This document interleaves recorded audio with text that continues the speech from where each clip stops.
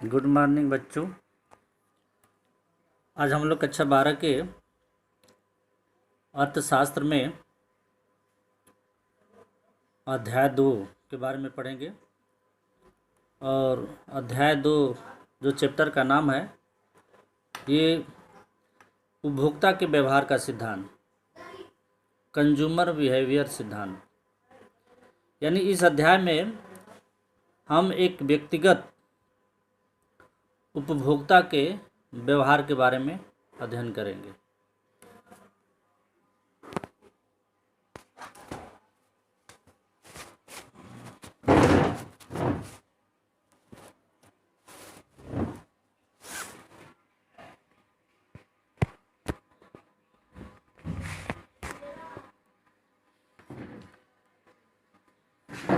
तो हम लोग उपभोक्ता के व्यवहार के बारे में अध्ययन करेंगे इस अध्याय में। यानी एक व्यक्तिगत उपभोक्ता के व्यवहार के बारे में ये जानने का प्रयास करेंगे कि वह अपने आय के अनुसार वस्तुओं के ऊपर जो है किस प्रकार जो है खर्च करता है, या अपने कल्याण को अधिकतम बनाए रखने के लिए वो क्या करता है, जिससे कि उसे अधिकतम जो है संतुष्टि प्राप्त हो सके। यानी कि इस अध्याय में हम एक व्यक्तिगत उपभोक्ता के व्यवहार का अध्ययन करेंगे। हम जो एक व्यक्तिगत उपभोक्ता के व्यवहार का अध्ययन करेंगे।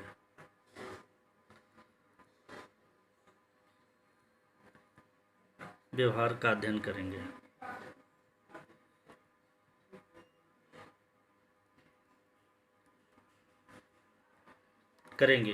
उपभोक्ता को यह निर्णय करना होता है कि वह अपनी आय को विभिन्न वस्तुओं पर किस प्रकार खर्च करे। यानी उपभोक्ता को यह निर्णय करना होता है, यह सोचना होता है कि जो उनको आय प्राप्त है उस आय को विभिन्न वस्तुओं के उपभोग पर किस प्रकार खर्च करें। अर्थशास्त्री इसे जो है चुनाव की समस्या कहते हैं। अर्थशास्त्री क्या कहते हैं? चुनाव की समस्या कहते हैं।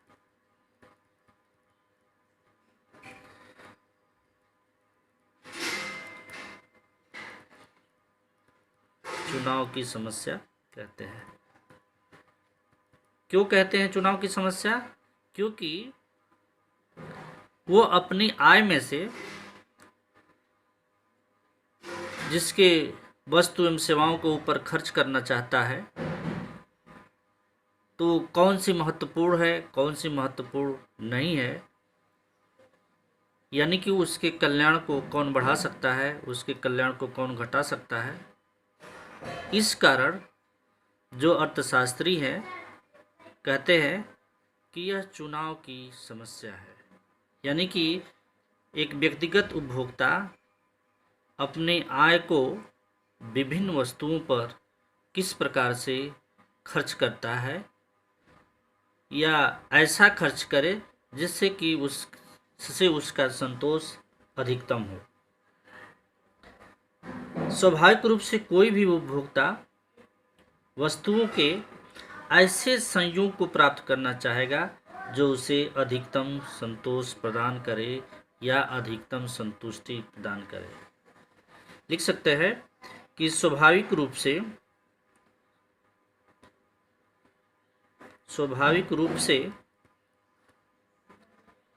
कोई भी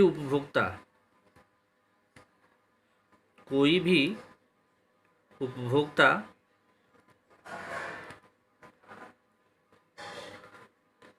वस्तुओं के ऐसे संयोग को प्राप्त करना चाहता है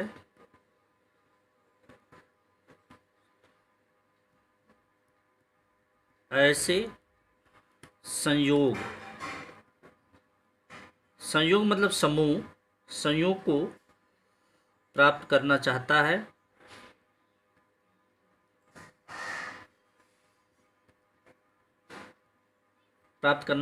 है या चाहेगा जो उसे अधिकतम संतुष्टि प्रदान करे, जो उसे अधिकतम संतुष्टि प्रदान करे। यानी कि उपभोक्ता ऐसे वस्तुओं का चुनाव करेगा या ऐसी वस्तु प्राप्त करने की कोशिश करेगा ताकि उसके प्रयोग से उसे अधिकतम संतुष्टि प्राप्त हो, अधिकतम संतोष प्राप्त हो।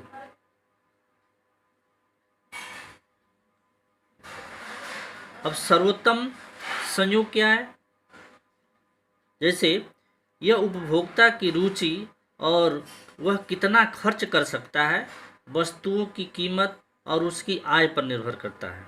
जैसे सर्वोत्तम संयोग क्या है या अधिकतम संतुष्टि क्या है? जो अधिकतम संतुष्टि है ये क्या है? अधिकतम संतुष्टि यानी उपभोक्ता की रुचि और वह कितना खर्च कर सकता है, वस्तुओं की कीमत और उसकी आय पर निर्भर करता है। इसको भी लिख सकते हैं। जैसे अधिकतम संतुष्टि है क्या? तो यह उपभोक्ता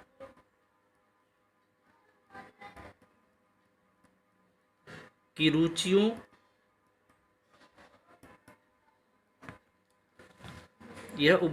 रुचियों और वह कितना खर्च कर सकता है, और वह कितना खर्च कर सकता है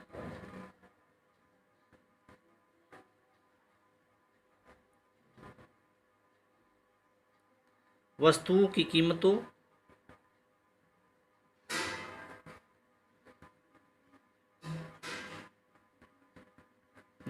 कीमतों और उसकी आय पर निर्भर करता है।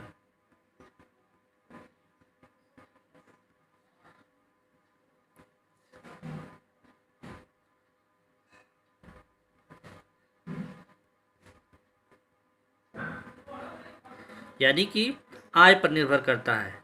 यानी कि आय ज़्यादा होगी तो व्यक्ति का उपभोग ज़्यादा होगा, आय कम होगी तो उपभोग क्या होगा? कम होगा। उसी तरीके से कीमतों के भी ऊपर निर्भर करती है। जैसे कीमत यदि ज़्यादा होगी तो उसकी मांग कम होगी और कीमत कम होगी तो उसकी मांग ज़्यादा होगी। तो इस प्रकार अपनी रुचियों को ध्यान में रख करके वह इस प्रकार से वस्तुओं एवं सेवाओं का चुनाव करता है जिससे उसे अधिकतम संतुष्टि प्राप्त हो सके। सैमुअल्सन ने भी इनकी परिभाषा दी है उपभोक्ता के व्यवहार के सिद्धांत का। सैमुअल्सन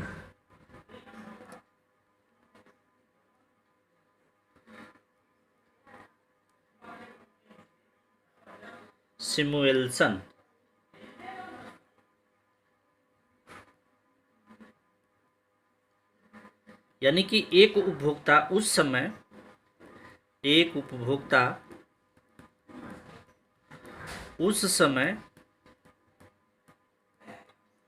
संतुलन में होता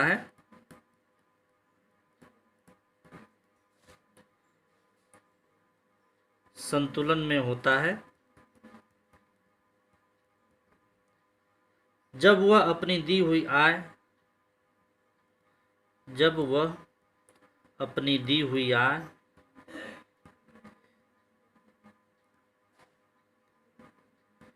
आय तथा बाजार कीमतों से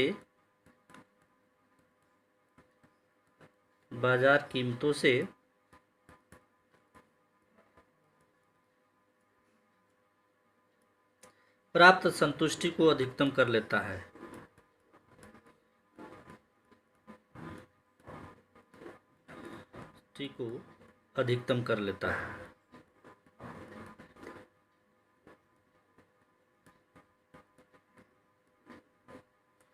यानी एक उपभोक्ता के व्यवहार के बारे में हम लोग अध्ययन कर रहे हैं। तो सैमुअल्सन का ये परिभाषा है कि एक उपभोक्ता उस समय संतुलन में होता है जब वह अपनी दी हुई आय द्वारा या आय से तथा बाजार कीमतों से प्राप्त संतुष्टि को अधिकतम कर लेता है। जैसे उपभोक्ता सामान्य रूप से बहुत सी वस्तुओं का उपभोग करता है। उपभोक्ता यदि देखा जाए तो सामान्य रूप से उपभोक्ता सामान्य रूप से बहुत सारी वस्तुओं का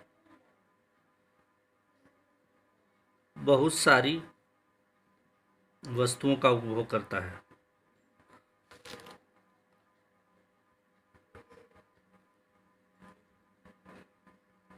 बहुत सारी वस्तुओं का उपभोग करता है, लेकिन हम लोग सुविधा अध्ययन के दृष्टिकोण से या सरलीकरण के दृष्टिकोण से हम उपभोक्ता की केवल दो वस्तुओं पर विचार करेंगे।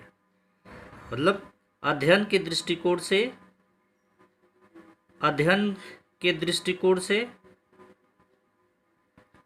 या सरलीकरण के दृष्टिकोण से हम लोग उपभोक्ता की केवल दो वस्तुओं पर विचार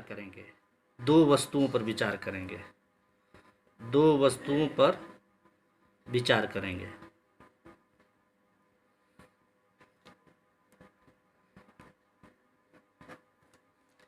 जैसे मान लीजिए एक केला है और दूसरा आम है, ठीक ना। मतलब सरलीकरण या अध्ययन के दृष्टिकोण से मतलब एक उपभोक्ता के व्यवहार को हम लोग जब अध्ययन करेंगे तो दो वस्तु लेंगे, पहला है केला और दूसरा आम है। हम केले की मात्रा को x1 से प्रदर्शित करेंगे।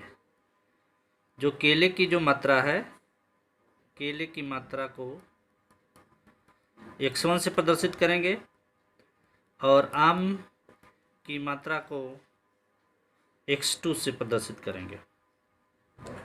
x1 और x2 धनात्मक या शून्य हो सकता है। x1 और x2 धनात्मक और शून्य हो सकता है, यानी कि किसी एक की मात्रा धनात्मक हो सकती है और शून्य भी हो सकती है। अब x1 x2 जैसे अध्ययन के दृष्टिकोण से, जैसे यदि x1 और x2 का अर्थ होगा केला की x1 मात्रा, केला की x1 और x2 का अर्थ होगा केला की x1 मात्रा और आम की x2 मात्रा।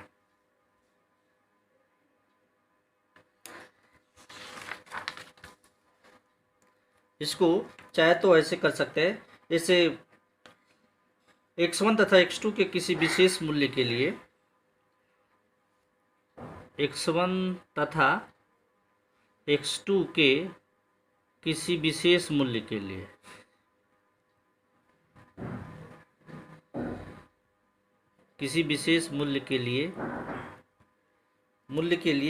x1 व x2 हमें एक विशेष बंडल प्राप्त होगा। x1 x2 एक विशेष बंडल प्राप्त होगा।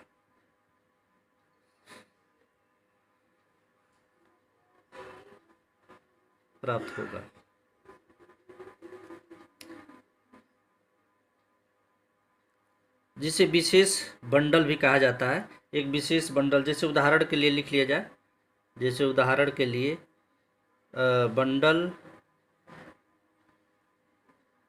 5 एवं 10। तो इसका मतलब क्या हुआ, इसमें जो है केले की जो मात्रा है 5 इकाई है। केले की मात्रा की इकाई कितना है, 5 है, और आम की मात्रा की इकाई 10 है। अगर इसी तरीके से अगर इसको 10 और 5 बंडल के रूप में लिख दिया जाए तो इसमें क्या हो जाएगा, केले की इकाई की मात्रा 10 है और आम की इकाई की मात्रा 5 है। तो इस प्रकार से उपभोक्ता ये दो वस्तुओं का एक संयोग स्थापित करता है कि कितना हम केले का उपयोग करेंगे या उपभोग करेंगे और कितना आम का उपभोग करेंगे, जिससे कि हमारी संतुष्टि अधिकतम हो। तो इसी को संयोग कहते हैं।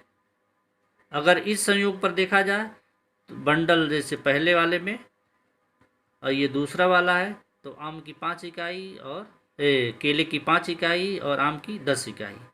उसी तरीके से अगर दूसरा बंडल हम लोग देखें तो केले की 10 इकाई, आम की 5 इकाई। यानी उसके आय के ऊपर निर्भर करता है, उसके रुचि के ऊपर निर्भर करता है, परिस्थितियों के ऊपर निर्भर करता है कि किस वस्तु का कितना उपभोग करें। इसी को कहते हैं उपभोक्ता का व्यवहार। यानी कि विभिन्न वस्तुओं के लिए उपभोक्ता का व्यवहार कैसा है, उसके रुचि एवं आय एवं कीमत के अनुसार। अब हम लोग उपयोगिता पढ़ेंगे, यूटिलिटी। इसके बाद यूटिलिटी है क्या? उपयोगिता।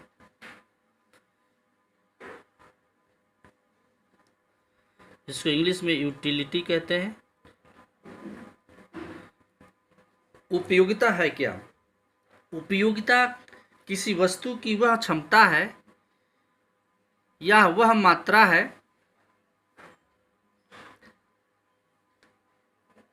जिससे किसी मानवीय आवश्यकताएं की संतुष्टि होती है। यानी किसी आवश्यकता को संतुष्ट करने की क्षमता उपयोगिता है। यानी कि किसी आवश्यकता को संतुष्ट करने की क्षमता उपयोगिता है।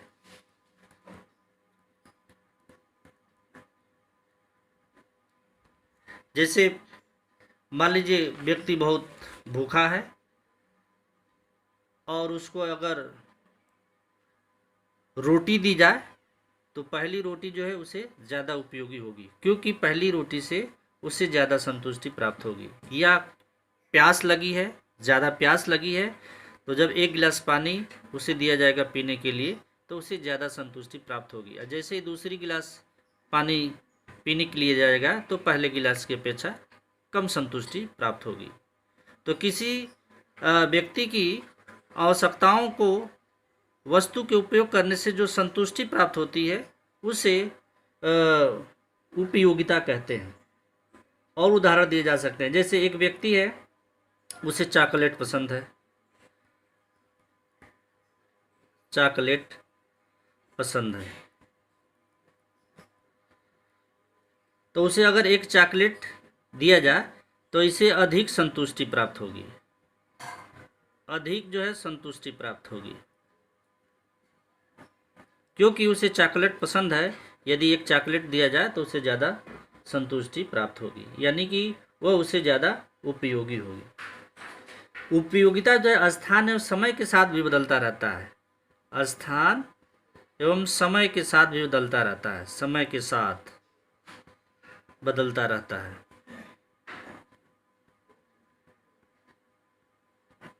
जैसे जाड़े का मौसम है तो स्वेटर ज़्यादा व्यक्ति के लिए उपयोगी होगा।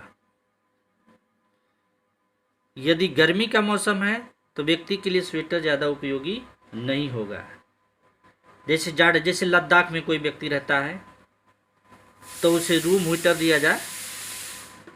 जैसे मान लीजिए कोई व्यक्ति लद्दाख में रहता है जाड़े के मौसम में, तो उसे रूम हीटर दिया जाए तो वो ज़्यादा उसे उपयोगी होगी, यानी ज़्यादा उससे संतुष्टि प्राप्त होगी, क्योंकि उसे आवश्यकता है ठंड को कम करने के लिए, तो उसके मानवीय आवश्यकताओं को ज़्यादा पूरा करता है। इसलिए स्थान एवं समय के साथ भी जो है बदलता रहता है। जैसे बरसात है तो बरसात में छाते की उपयोगिता व्यक्ति के लिए ज़्यादा होती है, क्योंकि वो बरसात के पानी से भीगने से बचता है। तो इस प्रकार मौसम के हिसाब से भी वस्तु जो है व्यक्ति के लिए उपयोगी होती है। समय और स्थान के अनुसार भी वस्तु जो है व्यक्ति के लिए उपयोगी होती है। अब उपयोगिता का मार्शल ने उपयोगिता को मापनीय बताया है, और इस आधार पर मार्शल ने एक गणनावाचक दृष्टिकोण प्रस्तुत किया है। मार्शल का गणनावाचक दृष्टिकोण।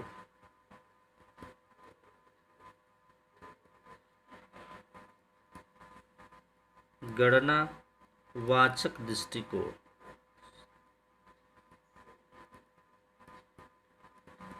यानी कॉर्डिनल अप्रोच।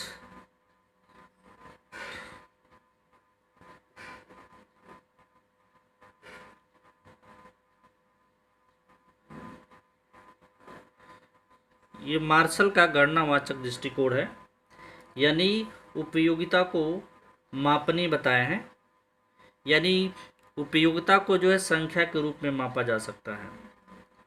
जो गणनावाचक दृष्टिकोण है, जैसे उपभोक्ता के व्यवहार को दो तरीकों से मापा जा सकता है, एक गणनावाचक दृष्टिकोण है या एक क्रमवाचक दृष्टिकोण है। तो हम लोग मार्शल के गणनावाचक दृष्टिकोण के बारे में पढ़ेंगे कि उपयोगिता को कैसे जो है मापा जा सकता है। तो ये कॉर्डिनल जो है अप्रोच है, मार्शल ने उपयोगिता को मापनी बताया है। जैसे गणनावाचक जो संख्याएं होती है 1, 2, 3 आदि से मापा जा सकता है, यानी मार्शल के अनुसार उपयोगिता को संख्याओं के द्वारा मापा जा सकता है। यानी कि इसके आधार पर हम कह सकते हैं कि एक वस्तु से प्राप्त उपयोगिता दूसरी वस्तु से प्राप्त उपयोगिता से कितनी कम है या अधिक है। गणनावाचक दृष्टिकोण का अर्थ यही हुआ कि एक वस्तु से प्राप्त होने वाली उपयोगिता दूसरी वस्तु से प्राप्त होने वाली उपयोगिता से कितनी कम है या अधिक है। जैसे मान लीजिए एक वस्तु के प्रयोग करने से 25 इकाई के बराबर उपयोगिता प्राप्त होती है, दूसरी वस्तु का प्रयोग करने से 22 इकाई का उपयोगिता प्राप्त होती है, तो इसको गणनावाचक दृष्टिकोण कहते हैं। यानी ये आसानी से बताया जा सकता है कि पहले वाले वस्तु के प्रयोग करने से कितनी यूटिलिटी प्राप्त हुई और दूसरे वाले से जो है कितनी जो है उपयोगिता प्राप्त हुई।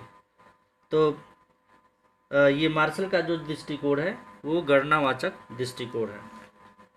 जैसे एक उदाहरण के तौर पर देखा जा सकता है, और जैसे एक उपभोक्ता वस्तु X के लिए, ये वस्तु है, वस्तु X के लिए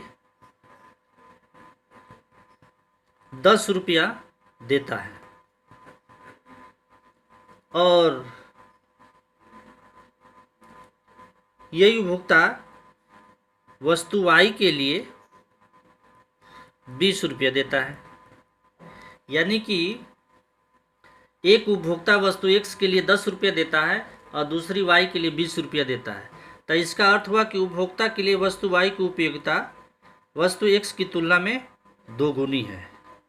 यानी कि उपभोक्ता, इसको लिख सकते हैं, उपभोक्ता के लिए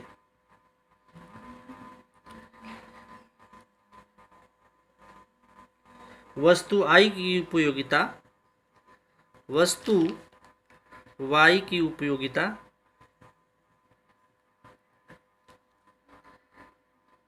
वस्तु X की तुलना में वस्तु X की तुलना में 2 गुनी है।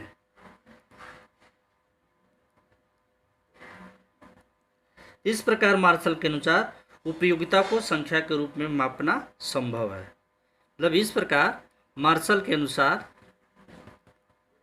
उपयोगिता को मापना संभव है, मापना संभव है। नेक्स्ट हम लोग अगले वीडियो में इसके बाद पढ़ेंगे कि उपभोक्ता का व्यवहार कैसा है, उसमें सीमांत उपयोगिता, कुल उपयोगिता के बारे में डिटेल से पढ़ेंगे। Thank you.